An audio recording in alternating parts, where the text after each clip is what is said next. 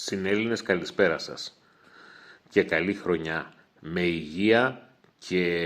εκπλήρωση κάθε επικοδομητικού στόχου. Σκοπός αυτής της αναφοράς είναι να σας ενημερώσω και να σας προτρέψω να συμμετάσχετε σε ένα ψήφισμα το οποίο έχουμε δημιουργήσει μέσω της εφαρμογής Avaz και το οποίο εκτίθεται στη σελίδα μας η άγνωστη Σαλαμίνα, προκειμένου να εισέλθετε σε αυτό, να υπογράψετε και να ενώσετε τη φωνή σας μαζί με τη δική μας, απαιτώντας την αποκατάσταση, ανάδειξη και διάσωση των αρχαίων τυχών τα οποία βρίσκονται στα περιοχή Αμπελάκια Σαλαμίνος και αποτελούν τμήμα της περιτυχήσεως της αρχαίας πόλεως των κλασικών και ελληνιστικών χρόνων. Ωστόσο, για όσους δεν γνωρίζουν την υπόθεση, κρίνεται αναγκαίο και σκόπιμο να παραθέσουμε κάποια πληροφοριακά και ενημερωτικά στοιχεία σχετικά με την υπόθεση αυτή και η οποία υπαγόρευσε την αναγκαιότητα της δημιουργίας του συγκεκριμένου ψηφίσματος. Όπως προανέφερα, στα Αμπελάκια Σαλαμίνος έχουν στο παραλιακό τμήμα έχει εντοπιστεί και ανασκαφεί από το 2009-10 περίπου ένα τμήμα των αρχαίων τυχών που περιτύχιζαν την πόλη των κλασικών χρόνων. Τα τείχη τόσο κατά την αρχαιότητα όσο και κατά τους βυζαντινούς χρόνους είχαν μία πολύ μεγάλη πρακτική αλλά και ιδεολογική σημασία και συμβολισμό. Ήταν σύμβολο ανεξαρτησίας και κυριαρχίας της πόλεως κράτους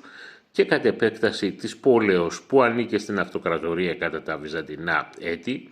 διότι δια των τυχών εξασφάλιζαν την ασφάλεια του πληθυσμού, την άμυνα της πόλεως και ταυτόχρονα ήταν και κριτήριο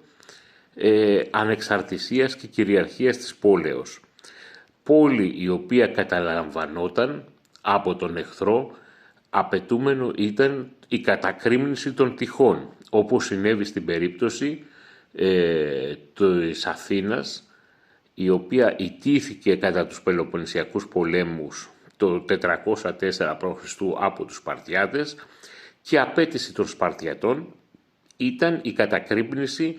των τυχών του Πειραιά και των μακρών τυχών. Τα τείχη λοιπόν αυτά βρίσκονται στο παραλιακό τμήμα των Αμπελακίων, λίγο πιο πάνω από τον σημερινό Όρμο, μια περιοχή η οποία έχει χαρακτηριστεί ως αρχαιολογικός χώρος. Τα αρχαία τείχη μαζί με το λιμάνι, το αρχαίο πολεμικό και εμπορικό λιμένα που βρίσκεται στον Όρμο, θα έπρεπε να αποτελούν ενιαίο αρχαιολογικό χώρο, έχοντας διαμορφωθεί ένα ενιαίο αρχαιολογικό πάρκο, το οποίο να αναφέρεται στην ναυμαχία της Σαλαμίνος και στην πόλη των κλασικών χρόνων,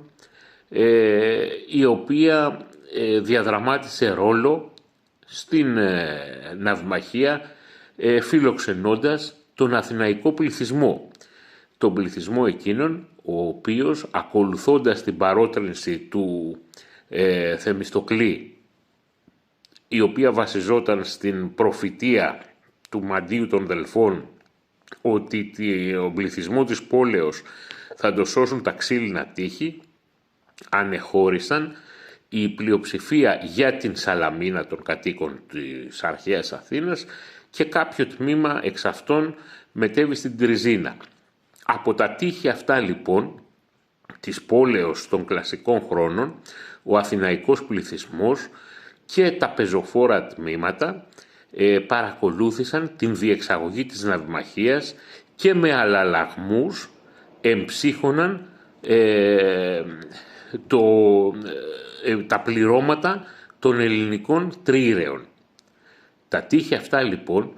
κατά το πρόσφατο παρελθόν έχουν υποστεί παράνομες επιχωματώσεις, έχουν γίνει καταπατήσεις του χώρου, είχαν αφαιθεί εγκατελειμμένα για πολλά χρόνια, με αποτέλεσμα να μην τύχουν της αναδείξεως και φροντίδας και προστασίας η οποία τους αρμόζει. Ήρθε ώρα τα τείχη αυτά ως αναπόσπαστο μέρος της ιστορικής κληρονομιάς του νησιού να προστατευτούν, να αναδειχθούν, να κατοχυρωθούν και να προβληθούν, αποτελώντας μαζί με τον όρμο των αμπελακίων, τον εμπορικό και πολεμικό λιμένα, ένα ενιαίο αρχαιολογικό χώρο. Για τον λόγο αυτό σας καλούμε να ενώσετε την φωνή σας και την υπογραφή σας με τη δική μας, συμμετέχοντας στο ψήφισμα το οποίο έχουμε καθιερώσει. Σας ευχαριστώ πολύ.